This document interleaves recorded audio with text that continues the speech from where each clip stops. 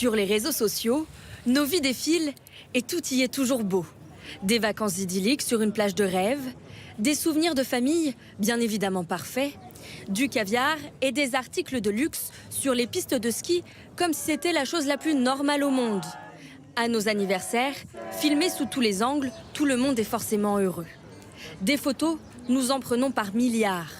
2000 milliards de clichés ont été capturés l'année dernière dans le monde, soit 57 246 photos par seconde. Et vous en prenez beaucoup des photos? Vous avez combien de photos, vous dites? 2000. 2000, ça fait beaucoup. J'ai 8223 photos. Quand on est en soirée, c'est plus mes amis qui vont filmer photos et faire des photos. Moi, je sors quasiment jamais mon téléphone parce que j'oublie, je vis le moment pas aussi. Ouais. Toi, tu le sors souvent quand même. Hein.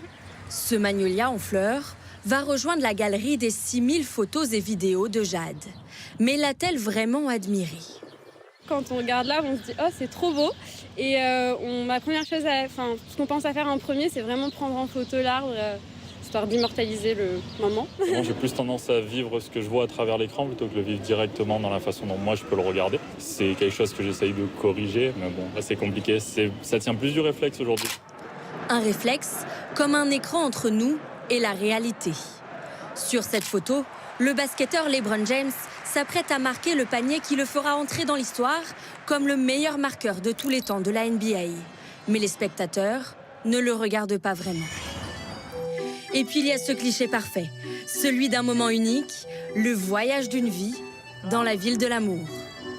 Derrière cette image idéale, la réalité.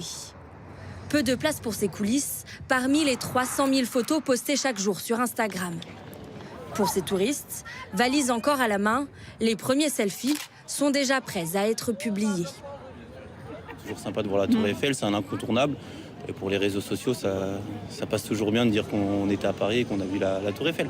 Je ne poste pas si ce n'est pas beau. Instagram, c'est pour mettre les meilleurs moments en lumière. Ce culte de la photo parfaite peut-il avoir des conséquences? Oui, selon les psychologues, qui lui ont même donné un nom, le syndrome Instagram. Les jeunes de moins de 18 ans sont à peu près plus de 40% à avoir des troubles anxio-dépressifs plus ou moins marqués, c'est-à-dire qu'ils font de l'anxiété et de la dépression. Les réseaux sociaux, on le sait, ont un impact sur l'estime de soi, c'est-à-dire que dans ce monde-là, vous êtes toujours en dessous. Hein, ça vous montre constamment ce que vous n'avez pas. Ce syndrome, Kim, une jeune Suissesse, en a été victime. Elle se comparait en permanence au corps retouché qu'elle voyait, jusqu'à la dépression. Aujourd'hui, sortie d'affaires, elle combat ce culte de la beauté. Sur Instagram, elle montre à quel point il est facile de tricher.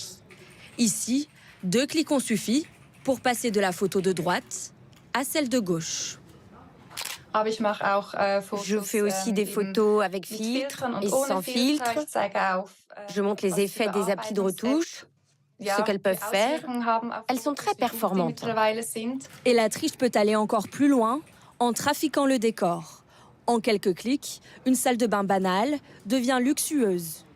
D'autres influenceuses préfèrent-elles s'amuser de ce phénomène? À l'image de cette Australienne, aux 9,5 millions d'abonnés, qui caricature ces clichés qui nous font tant rêver. Et finalement, entre ces vidéos parfaites et ces parodies, c'est sûrement ces dernières qui nous ressemblent le plus.